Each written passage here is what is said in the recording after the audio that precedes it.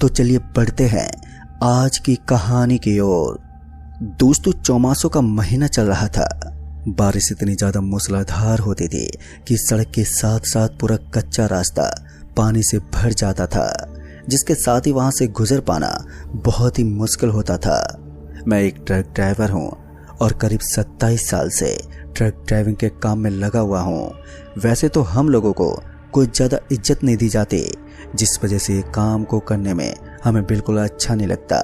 मगर घर की स्थिति इतनी बेकार हो जाती है कि बिना रोजगार के जिंदा भी नहीं रह सकते और मजबूरन हमें इस काम को अंजाम देना पड़ता है। पटना के एक छोटे से कस्बे में हमें एक बड़ा सा काम मिला था। दरअसल हमें हमारे मालिक ने एक डिलीवरी करने के खातिर पटना भेजा था। डिलीवरी का काम बहुत ही लंबा होने वाला था, क्योंकि हम जिस सफ़र को अंजाम देने वाले थे वो सफ़र लंबा होने के साथ साथ काफ़ी मुश्किल भी था। इसके बारे में मेरे खलासी ने मुझे बताया था कि मेरे साथ मेरा खलासी जुनैद भी रहता था। जुनैद ने मुझे बताया कि बरास नाम के उस छोटे से गांव के अंदर डिलीवरी करने के लिए हमें काफ़ी पहाड़ियों को चीरते हुए गुजरना पड़ता है। कहते हैं कि उन पहाड़ियों पर पहले भी काफ़ी हादसे हो चुके हैं और सैकड़ों लोग उस जगह पर अपनी जान गंवा चुके हैं। स्थानीय लोगों का कहना है कि वहां पर बुरी आत्माएं रहती हैं। लोग हादसों में अक्सर वहां पर अपनी जान गंवाते रहते हैं, जिस वजह से वहां पर भूत प्रेत रहते हैं। इसलिए उसकी बातों को सुनकर मुझे भी थोड़ी घबराहट तो हो ही रही थी, लेकिन आज तक के लंबे एक्सपीरियंस में मुझे कभी भी इस तरह की घटनाओं से सामना नहीं करना पड़ा था, जिस वजह से इन चीज़ों पर इतनी जल्दी यकीन ना करना भी एक लाजमी ही था। इसलिए मैंने जुनैद की बातों पर ज़्यादा ध्यान देना भी ठीक नहीं समझा, मगर उसकी बातों को पूरी तरह से नज़रअंदाज करना भी बिल्कुल भी सही नहीं था। इसलिए मैं हर चीज़ को ध्यान से ही समझना चाहता था। फिर जब मैंने मोबाइल के ऊपर उस रास्ते के बारे में रिसर्च किया तो मुझे पता चला कि सच में उस रास्ते के बारे में कुछ पैरानॉर्मल एक्टिविटी का जिक्र किया गया था। खैर, अब अगर हमारे बॉस ने इस काम के लिए चुन ही लिया था तो हम उसके भरोसे को कायम रखना चाहते थे।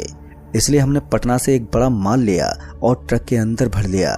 जब पूरा का पूरा सामान लोड हो गया तो उस सामान की पूरी जिम्मेदारी ट्रक ड्राइवर और खलासी पर आ जाती है।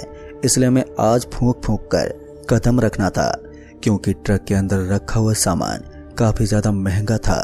फिर मैं अपने खलासी के साथ निकला और जब हम दोनों उस कस्बे की तरफ निकले थे तो दोपहर के करीब 2 बज रहे थे। उस समय धूप खिली हुई थी, लेकिन बीच बीच में काले बादल भी मंडरा रहे थे और कभी भी बारिश हो सकती थी। हम दोनों आपस में बातें करते हुए आगे की तरफ बढ़ने लगे। थोड़ा टाइम बीता और शाम के समय हम दोनों को थोड़ी थोड़ी भूख भी लगने लगी थी, लेकिन जंगल से घिरे हुए इस रास्ते पर ना तो हम अपनी भूख मिटा सकते थे और ना ही हम अपनी प्यास। करीबन 78 किलोमीटर तक का एरिया सिर्फ जंगल का आने वाला था। आज से पहले मैंने कभी भी इस तरह का जंगल नहीं देखा था जो इतनी दूरी में फैला हुआ हो। और तो और उस रास्ते पर हमें कोई भी छोटा मोटा ढाबा या फिर कोई दुकान नजर ही नहीं आ रही थी। ऊपर से अब मेरा गला भी सूखता जा रहा था और मेरी सांसें भी बैठने लगी थी और इस वक्त मुझे पानी पीने की सख्त ज़रूरत थी। फिर जब मैंने अपनी सीट के नीचे देखा तो मुझे एक पानी की बोतल तो नजर आई, लेकिन इसके अंदर पानी बहुत ही ज़्यादा गर्म था। फिर भी हालत मेरी ख़राब हो गई, तो ऐसे में मैंने थोड़ा बहुत पानी पिया और फिर उस पानी की बोतल को सामने वाले बोर्ड पर रख दिया। इधर मेरे खलासी जुनैद का भी गला प्यास के मारे सूख गया था। हमने करीब 20 मिनट से इधर उधर पानी की तलाश करने की कोशिश की, मगर हमें कहीं भी पानी का कोई स्रोत दिखाई नहीं दिया। फिर कुछ देर तक ट्रक ड्राइवर करने के बाद अब चारों ओर अंधेरा छा गया और इस जंगल के अंदर जैसे अंधेरा छाया तो वहाँ की हर एक चीज़ एकदम सुनसान हो गई। वैसे तो वहाँ जंगल दिन में भी काफ़ी सन्नाटे में रहता था, लेकिन रात होते ही वहाँ एक अजीब सा सन्नाटा पसर गया। मगर हमें इन चीज़ों से ज़्यादा लेना देना नहीं था। हमें तो बस जल्दी से अपनी इस डिलीवरी को पूरा करना था और हमारे ट्रक के अलावा कुछ इक्की दुक्की गाड़ियाँ ही थी जो सड़क के ऊपर से गुजर रही थी। वो पूरा का पूरा हाईवे ही सुनसान हो चुका था। मगर थोड़ी दूर आगे जाने के बाद मेरे खलासी जुनैद को एक हैंडपंप नजर आने लगा। फिर जैसे उसकी नज़र हैंडपंप पर पड़ी तो उसने मुझे ट्रक रोकने का इशारा किया और इशारा पाते ही मैंने ट्रक को साइड में लगा दिया। मैंने देखा कि वहाँ पर एक हैंडपंप लगा हुआ था और उसके अंदर से हम ठंडा और शीतल पानी ले सकते थे। पहले तो मुझे समझ में नहीं आया कि इस बीच जंगल में यहाँ पर हैंडपंप कौन लगा सकता है और इसकी पाइपलाइन का जुड़ाव कहाँ से होगा। उसके बाद इन्हीं बातों को सोचते हुए मैंने अपने खलासी जुनैद को कहा, एक काम कर तू जल्दी से पानी की बोतल भर ले। और फिर मैंने सीट के नीचे से वो पानी की बोतल निकालकर उसके हाथ में थमा दी। फिर वो नीचे उतरा और पानी भरने के लिए चला गया। इधर मैं भी ट्रक के अंदर बैठकर इधर उधर देख रहा था तो मैंने देखा कि वहां पर चारों ओर मुझे कोई ज्यादा चहलकदमी महसूस नहीं हो रही थी और वो जंगल इतना ज्यादा खामोश था कि उस जगह की हर एक चीज में मुझे हल्का हल्का डर महसूस हो रहा था। मुझे ट्रक चलाते हुए इतने साल हो गए थे, मगर आज से पहले मैंने कभी भी इस तरह का भयानक रास्ता और इतना भयानक जंगल नहीं देखा था। थोड़ी देर के बाद जब थोड़ा समय बीत गया तो मैंने देखा कि मेरा खलासी जुनैद अभी भी पानी लेकर नहीं आया था। मैंने उसे इधर उधर देखने की कोशिश भी की, लेकिन उस घनघोर अंधेरे में कुछ भी नजर नहीं आ रहा था। फिर काफी देर तक जुनैद का वेट करने के बाद भी जब वहां पर जुनैद नहीं पहुंचा तो मैं तुरंत ही अपनी गाड़ी से नीचे उतरा और उसे देखने के लिए निकल पड़ा। वहां से वो हैंडपंप करीबन 50 से 60 मीटर की दूरी पर ही था, तो ऐसे में मुझे वहां पर जाने में ज्यादा वक्त नहीं लगा। मगर मैं जैसे ही वहां पर पहुंचा तो वहां के नज़ारे को देखकर मेरे पैरों तले जमीन खिसक गई। दरअसल मैंने देखा कि जुनैद वहीं बोतल में पानी भरकर नीचे गिरा हुआ था और अब वो बेहोश हो गया था। उसके शरीर पर खरोंच के निशान भी बने हुए थे, पर मैंने इस समय पानी की बोतल से उसके चेहरे पर पानी की छींटें मारी और उसे होश में लाने की कोशिश की। फिर थोड़ी देर तक उसे इधर उधर हिलाने के बाद जब उसे होश आया तो मैंने उसे जल्दी से उठाया, लेकिन जैसे वो थोड़ा बहुत होश में आया तो फिर उसके चेहरे के हाव भाव बदलने लगे और उसके चेहरे पर एक डर साफ झलक रहा था। वो इधर उधर देखकर बुरी तरह से कांपने लगा था। मुझे समझ में नहीं आ रहा था कि उसे हो क्या गया था। मैंने उसका हाथ पकड़ा और कहा, अरे भाई जुनैद क्या हुआ, तू बेहोश क्यों पड़ा था? मैंने इतना कहा ही था कि उसने मुझे जोर से कसकर पकड़ लिया और फिर चिल्लाते बोला, उस्ताद जी वो हमें मार देगा, हमें यहाँ से निकलना होगा। ना जाने क्यों लेकिन उसकी हरकतें अब किसी बच्चे की तरह लग रही थी और वो बहुत ही ज्यादा डरा हुआ था और इसके इस डर ने मुझे भी काफी हद तक डरा दिया था। इसलिए मैंने उसका हाथ पकड़ा और उसे ट्रक की तरफ लेकर जाने लगा। कहीं ना कहीं जुनैद को भी ये बात समझ में आ गई थी कि मैं उसे ट्रक की तरफ ले जाने की कोशिश कर रहा हूँ, इसलिए उसने मेरा हाथ छोड़ दिया और उसके बाद वो भागता हुआ जल्दी से ट्रक में चढ़ गया। मुझे समझ में नहीं आ रहा था कि उसने ऐसा क्या देख लिया कि वो इतनी बुरी तरह से घबराया हुआ था। फिर भी मैं जल्दी से ट्रक में सवार हुआ और ट्रक को स्टार्ट करके वहां से निकलने की मैं कोशिश करने लगा। मगर जैसे मैंने चाबी घुमाई और ट्रक को स्टार्ट करने की कोशिश की तो मैंने पाया कि अब ट्रक स्टार्ट ही नहीं हो रहा था।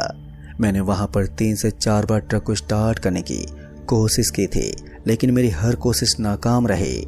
मुझे लगा कि शायद ट्रक के इंजन में कुछ मिस्टेक हो गई है और इसी चीज को देखने के लिए जब मैं ट्रक से नीचे उतरने वाला था तो अचानक से जुनैद ने मेरा हाथ पकड़ा और मुझे अपनी तरफ खींचते हुए बोला, उस्ताद जी नीचे जाने की हिम्मत मत करना वरना वो आपको भी नहीं छोड़ेगी।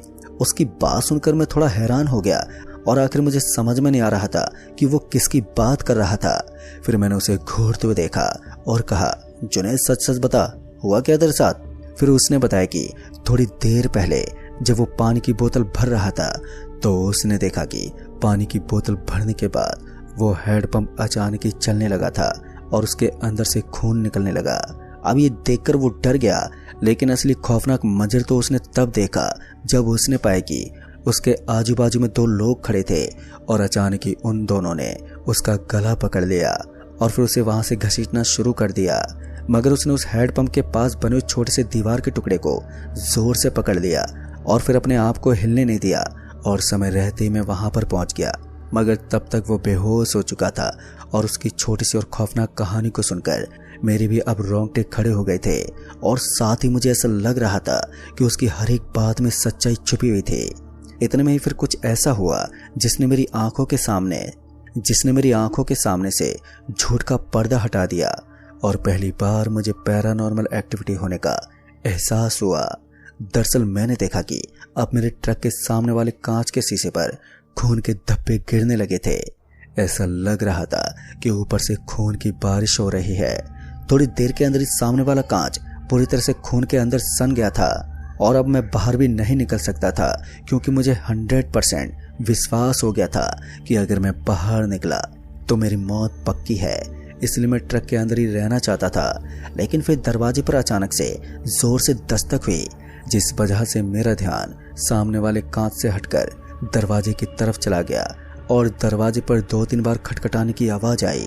लेकिन फिर भी हमें इस बात की हैरानी हो रही थी कि हमें बाहर की तरफ कोई नजर नहीं आ रहा था और वो दरवाजा खटखटाने की आवाज सिर्फ 3 बार आई थी। इधर मेरा खलासी जुनैद भी अब बुरी तरह से डरा हुआ था और उसकी सांस भी रुकने का नाम ही नहीं ले रही थी। इधर मैं बार बार अपने ट्रक को स्टार्ट करने की कोशिश तो करता, लेकिन हर बार मैं नाकाम हो जाता। फिर जब मैंने तीसरी बार सामने वाले कांच की तरफ देखा तो मैंने पाया कि अब वो कांच साफ हो चुका था और उसके किसी भी कोने पर खून का कोई नामो निशान नहीं था। फिर जब मैंने घड़ी की तरफ समय देखा तो मैंने पाया कि सुबह के 3:30 बज रहे थे और मैंने सुना है कि सुबह के 3:30 से लेकर 5:30 बजे का वक्त काफी अच्छा होता है और इस वक्त काली शक्तियों की ताकत बहुत ही कम हो जाती है। दोस्तों, आज से पहले भले ही मैंने इन चीजों को काल्पनिक माना था, लेकिन जब आज मेरे साथ ये घटनाएं हो रही थी तो मैं समझ गया था कि ये सब एक सत्य है। उसके बाद मैंने सोचा कि हो सकता है अब हमारा पीछा करने वाली वो दोनों बुरी ताकत यहाँ से जा चुकी हों। इसलिए मैंने ट्रक को स्टार्ट करने की फिर से कोशिश की और हैरान की बात तो ये थी कि इस बार ट्रक सिर्फ एक ही झटके में स्टार्ट हो गई। लेकिन दूसरी ओर जुनैद की हालत बहुत ही ज़्यादा खराब हो चुकी थी। फिर किसी तरह मैं उसे लेकर वहाँ पहुँच गया जहाँ पर हमें डिलीवरी करनी थी। वहाँ पर एक ढाबे वाले को मैंने पूरी बात बताई तो उसने बताया कि मुझे आज ही जुनैद को लेकर पुरी जाना होगा। दरअसल पुरी धाम के अंदर इसका इलाज हो सकता है। दोस्तों, मैंने भी पुरी धाम के बारे में काफ़ी मशहूर बातें सुनी थी और मुझे ये भी पता चला था कि वहाँ एक दिव्य मंदिर है, उसके अंदर भगवान श्री कृष्ण की पूजा की जाती है और उसके बाद मैंने जुनैद को वहीं पर ले जाना बेहतर समझा। फिर मैं महज थोड़ी देर के बाद वहाँ पर पहुँचा और उसके बाद वहाँ हमारे साथ हुई पूरी घटना के बारे में एक पंडित बाबा को बताया, जिन्होंने हमें बताया कि जिस हैंडपंप के पास ये पानी भरने के लिए गए हुए थे वहाँ किसी की कब्र बनी हुई थी। वैसे तो उस रास्ते के हर कोने में हमें डर और खौफ ही नजर आता है, लेकिन जिस हैंडपंप के पास से इसने पानी भरा था उसकी कब्र के ऊपर इसने अपना पैर रख दिया।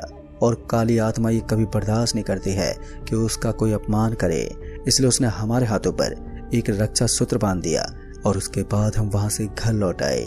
दोस्तों, उसके बाद जुनैद के साथ कोई भी पैरानॉर्मल घटना नहीं हुई, लेकिन वो रात आज भी हमारे दिल और दिमाग में किसी डरावनी मूवी की तरह चलती है। तो दोस्तों, इस कहानी में बस इतना ही। तब तक के लिए बाय एंड टेक केयर।